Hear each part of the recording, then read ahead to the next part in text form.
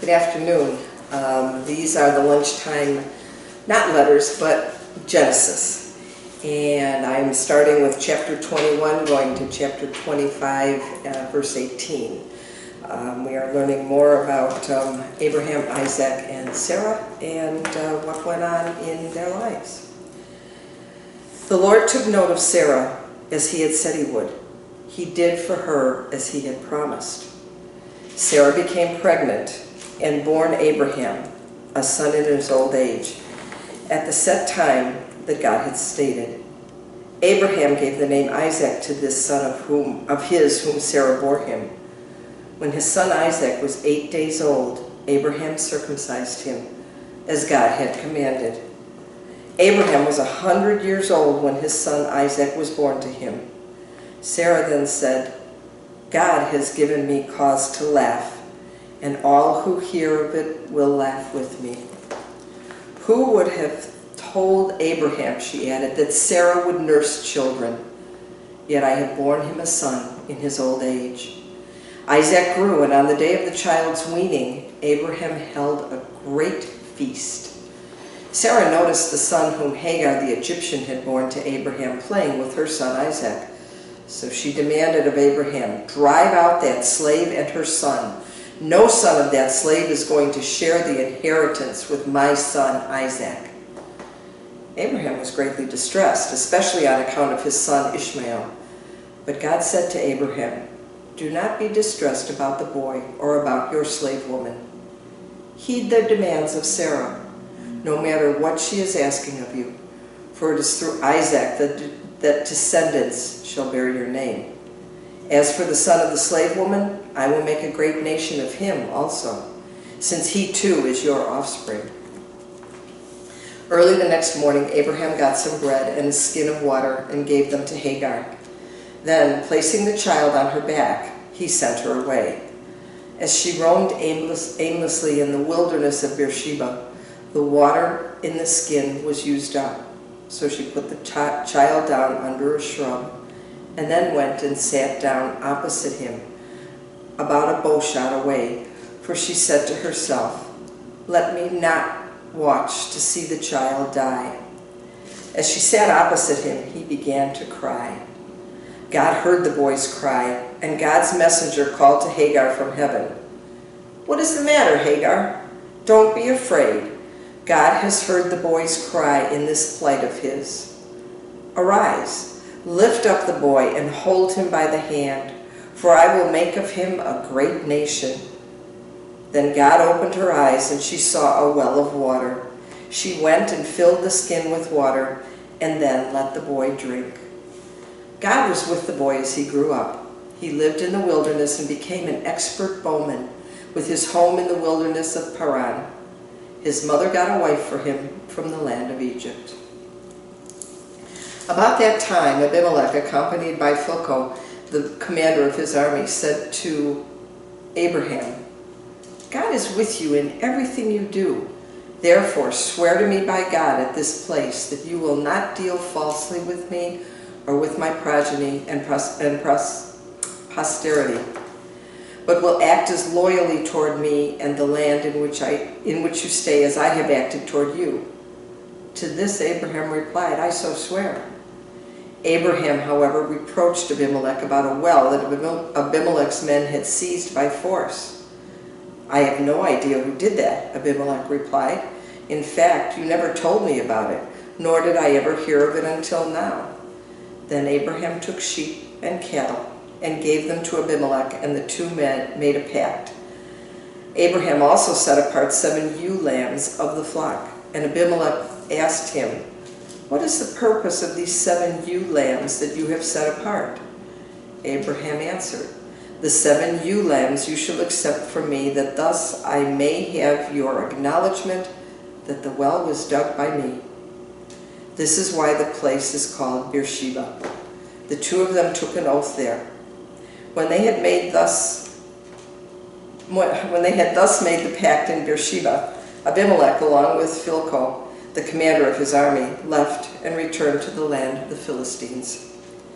Abraham planted a tamarisk at Beersheba, and there he invoked by the name of the Lord God the Eternal. Abraham resided in the land of the Philistines for many years. Sometime after these events, God put Abraham to the test. He called to him, "Abraham." "Ready," he replied.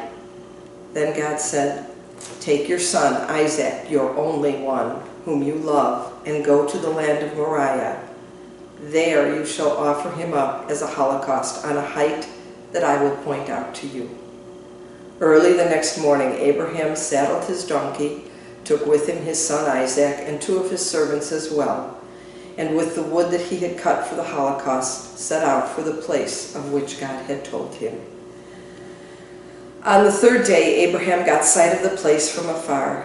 Then he said to his servants, "Both of you stay here with the donkey, while the boy and I go over yonder.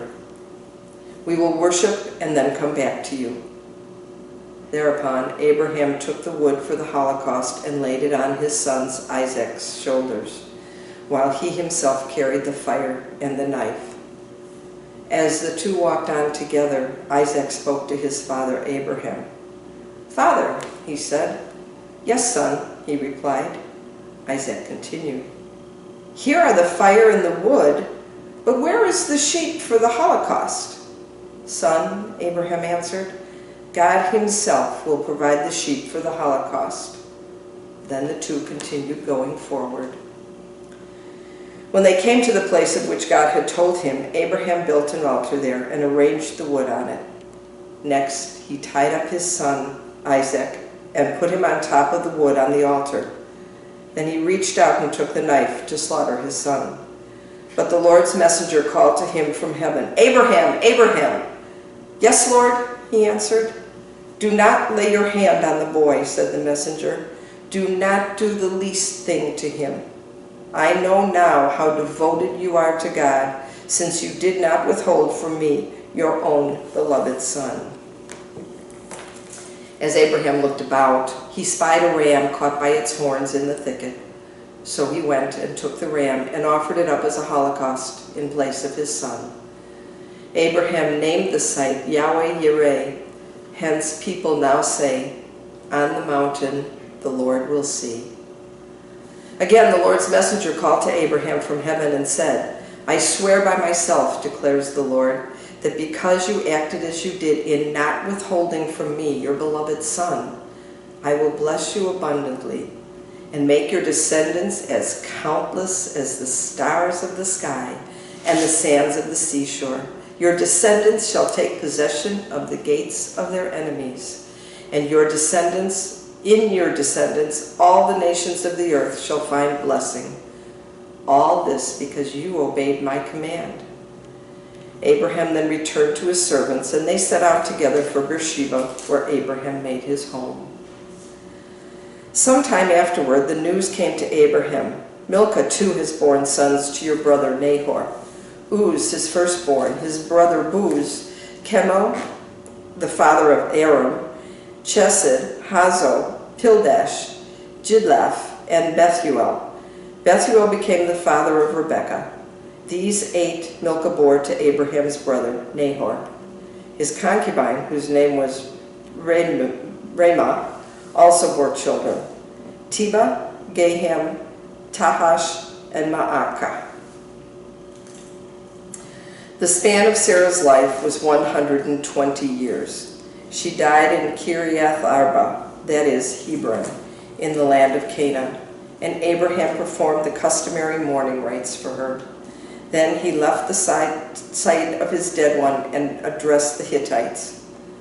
"Although I am a resident alien among you, sell me from your holdings a piece of property for a burial ground, that I may bury my dead wife."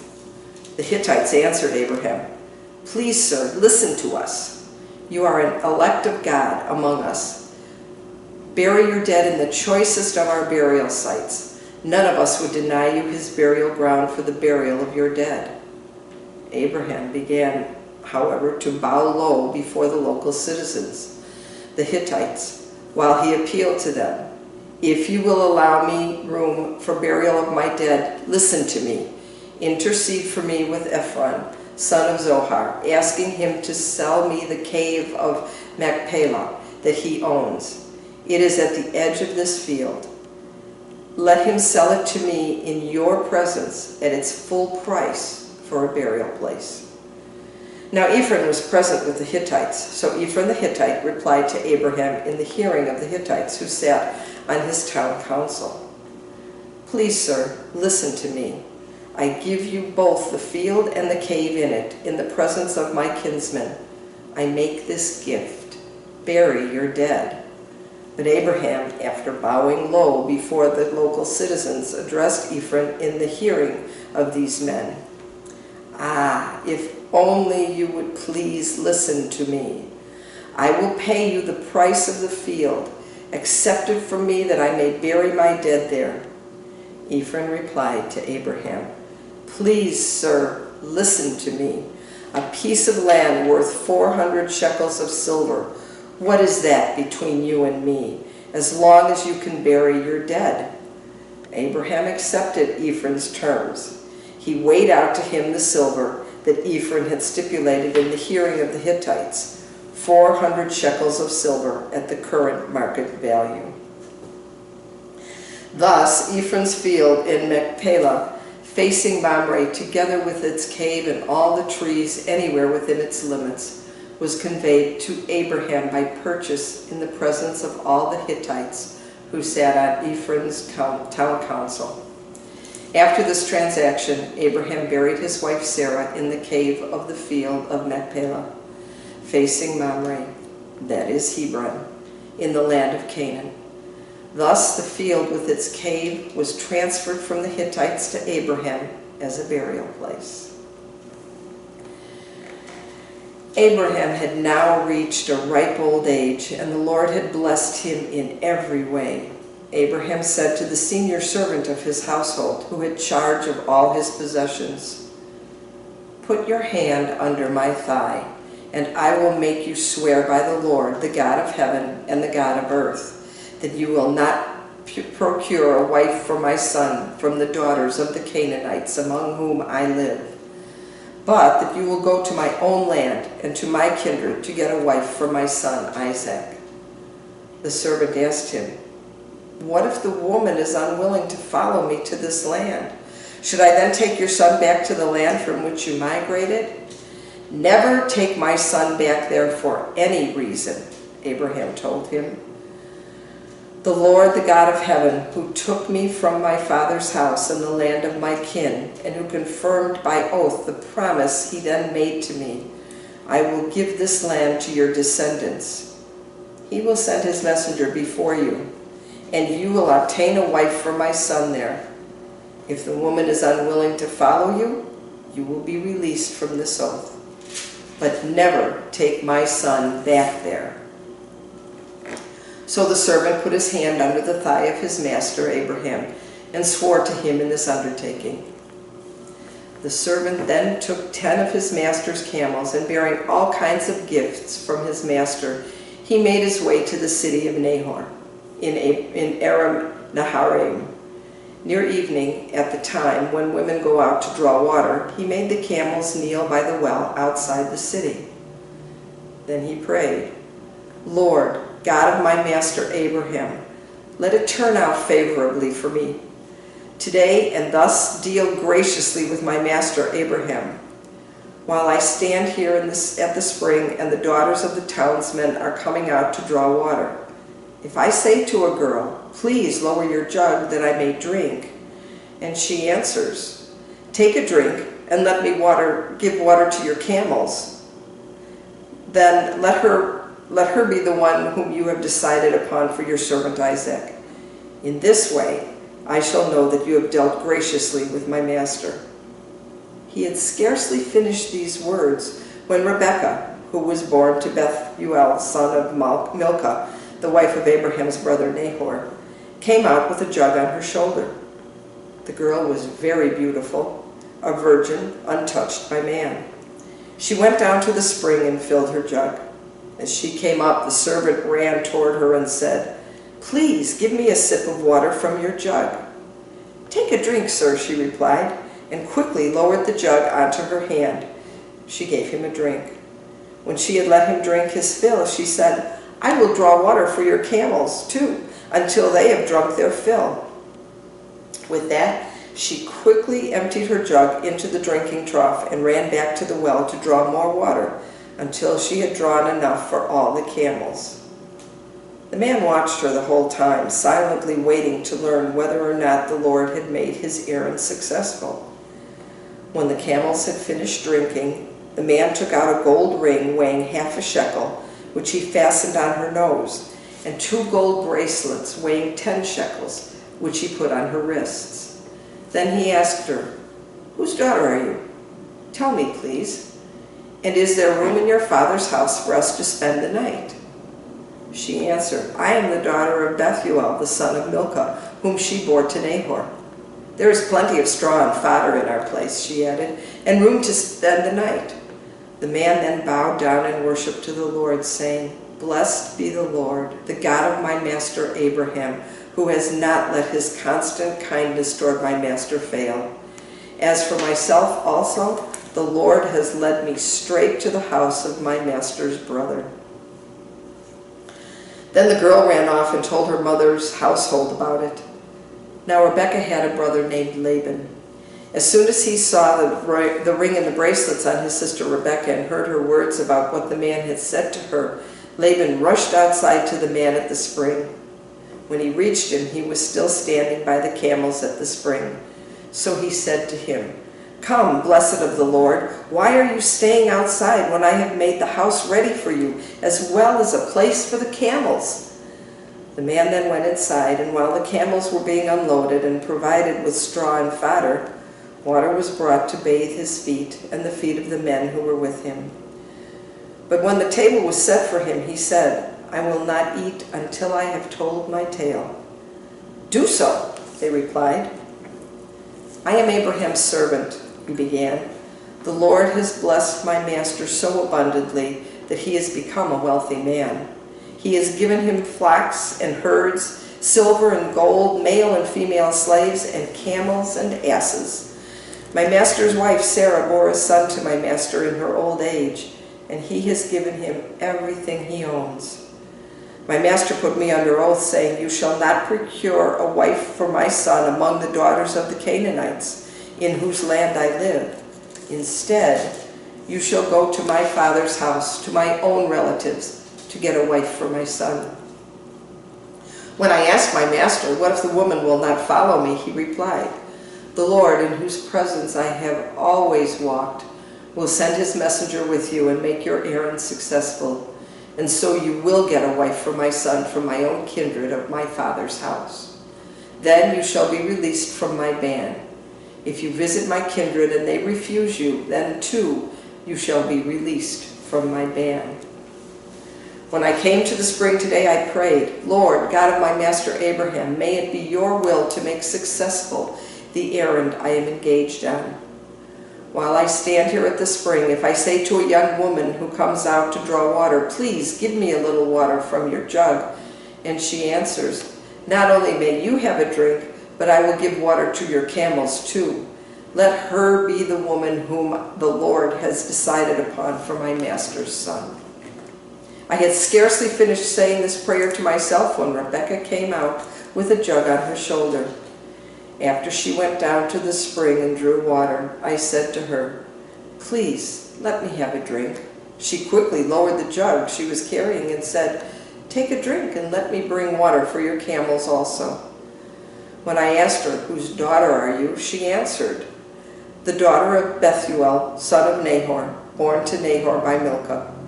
So I put the ring on her nose and the bracelets on her wrists. Then I bowed down in the worship to the Lord, blessing the Lord, the God of my master Abraham, who had led me on the right road to obtain the daughter of my master's kinsman for his son. If therefore you have in mind to show true loyalty to my master, let me know. If not, let me know that too. I can then proceed accordingly." Laban and his household said in reply, "This thing comes from the Lord. We can say nothing to you either for or against it. Here is Rebekah ready for you. Take her with you, that she may become the wife of your master's son, as the Lord has said."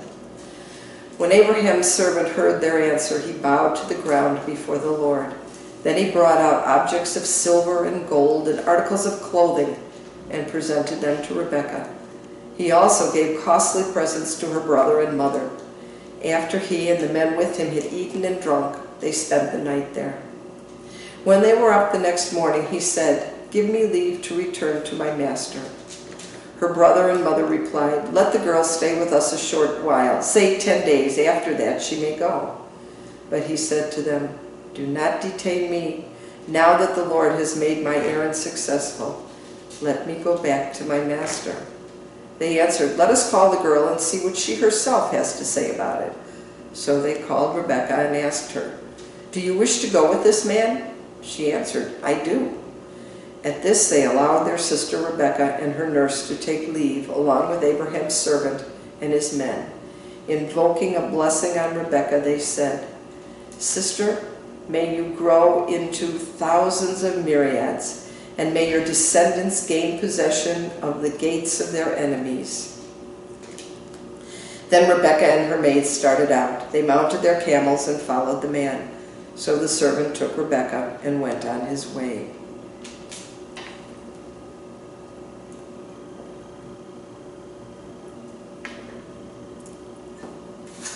Meanwhile, Isaac had gone from Beer-lahai-roi and was living in the region of the Negev. One day toward evening he went out. In the field, as he looked around, he noticed that camels were approaching. Rebekah too was looking about, and when she saw him, she alighted from her camel and asked the servant, "Who is that man out there, walking through the field toward us?" "That is my master," replied the servant. Then she covered herself with her veil. The servant recounted to Isaac all the things he had done. Then Isaac took Rebekah into his tent. He married her, and thus she became his wife. In his love for her, Isaac found solace after the death of his mother Sarah. Abraham married another wife, whose name was Keturah. She bore him Zimran, Jokshan, Medan, Midian, Ishbak, and Shua. Jokshan became the father of Sheba and Dedan. The descendants of Dedan were the Ashurim and the Letushim and the Lemumim. The descendants of Midian were Ephah, Epher, Hanok, Abida, Eldaah. All of these were descendants of Keturah. Abraham deeded everything that he owned to his son Isaac. To his sons by concubinage, however, he made grants while he was still living, as he sent them away eastward to the land of Kedem, away from his son Isaac. The whole span of Abraham's life was 175 years. Then he breathed his last, dying at a ripe old age, grown old after a full life, and he was taken to his kinsmen. His sons Isaac and Ishmael buried him in the cave of Machpelah in the field of Ephron, son of Zohar the Hittite, which faces Mamre, the field that Abraham had brought from the Hittites. There he was buried next to his wife Sarah. After the death of Abraham, God blessed his son Isaac, who made his home near Beer-lahai-roi. These are the descendants of Abraham's son Ishmael, whom Hagar the Egyptian, Sarah's slave, bore to Abraham. These are the names of Ishmael's son, listed in the order of their birth. Nebaioth, Ishmael's firstborn, Kedar, Adbeel, Mibsam, Mishma, Duma, Massa, Hadad, Tema, Jetur, Naphish, and Kedema. These are the sons of Ishmael, their names by their villages and encampments, 12 chieftains of as many tribal groups. The span of Ishmael's life was 137 years. After he had breathed his last and died, he was taken to his kinsmen. The Ishmaelites ranged from Havilah by Shur, which is on the border of Egypt, all the way to Asher, and each of them pitched camp in opposition to his various kinsmen. That concludes my reading for today, but there is one point there's a couple points actually. These readings show us how much God loved Abraham and the people that believed in him and that did what he asked. Abraham had a son with Sarah as they were both very, very elderly, and God wasn't so sure of Abraham's love for God, so he tested Abraham. Abraham passed the test, probably without much trepidation, or with much trepidation, I should say. He has gotten a wife for Isaac in Middle Eastern ways, and it is a woman that we know will love him and be with him. The other thing that I found very interesting was when Abraham told his servant to go to the land of his kinsmen, and he made him put his hand under his thigh. And one of the Bible notes here says that, "Put your hand under my thigh." The symbolism of this act was apparently connected with the Hebrew concept of children issuing from their father's thigh. Perhaps the man who took such an oath was thought to bring the curse of sterility on himself if he did not fulfill his sworn promise. Jacob made Joseph swear in the same way, and in both these instances the oath was taken to carry out the last request of a dying man. I hope you were able to spend some time and enjoy this reading, and we will see you again in 2 days. Thank you very much. There's one more thing I would like to kind of explain in a little more detail. In chapter 23, verses 4 through 20, where Abraham buys the plot of land in the cave for burial of his dead, Abraham being a resident alien, literally a sojourner and a settler, a long-term resident, such a person would not be able to own property. They wouldn't have the right to own property. And in this sequence, we see Abraham saying, "Listen to me, sir," and the Hittite saying, "Well, listen to me, sir," and "Listen to me, sir," goes back and forth. That was how they dealt, how they traded. The importance of Abraham's purchase of the field in Machpelah, which is worded in technical legal terms, lies in the fact that it gave his descendants their first, though small, land rights in the country that God had promised the patriarch they would one day inherit as their own. Abraham therefore insists on purchasing the field and not receiving it as a gift. And that was the important part of that you don't really get from the reading. So,